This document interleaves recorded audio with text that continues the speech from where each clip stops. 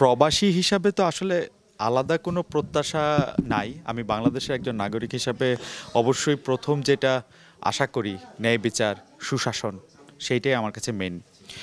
Doctor Yunus এইবার তো আসতেছেন হচ্ছে ইউনাইটেড নেশনসের জেনারেল অ্যাসেম্বলিতে। তো সেইটাতে উনার নিশ্চয়ই এজেন্ডা থাকবে। বিশ্ব নেতৃবৃন্দ উনার কাছে জানতে চাইবেন যে উনি বাংলাদেশটাকে আসলে কোথায় নিয়ে যেতে চান, কোথায় দেখতে চান, তার দায়িত্ব কীভাবে পালন করতে চান।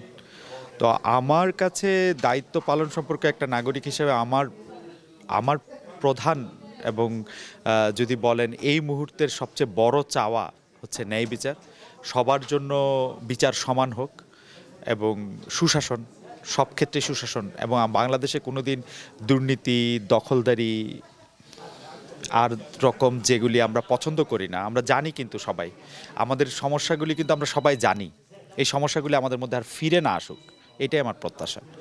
ডক্টর ইউনূস এসছেন, 1 মাসের মতো সময় হয়েছে যে বাংলাদেশের দায়িত্ব তিনি নিয়েছেন। তিনি তার হাতে কোনো আলাদিনের চেরাগ আছে, তিনি রাতারাতি দেশটা পাল্টে ফেলতে পারবেন আমি সেটা মনে করি না। আমি মনে করি বাংলাদেশের সব নাগরিকেরা যদি চান, সবার অংশগ্রহণেই একটা সুন্দর বাংলাদেশ হওয়া সম্ভব।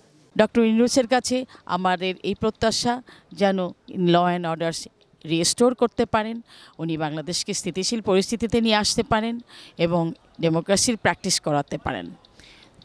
এছাড়া সারা আন্তর্জাতিকভাবে তিনি একজন, তার প্রচণ্ড গ্রহণযোগ্যতা রয়েছে, তাকে সকলেই চেনে। সুতরাং তার জন্য খুব সহজ হবে এই ডেমোক্রেসি প্রতিষ্ঠা করা।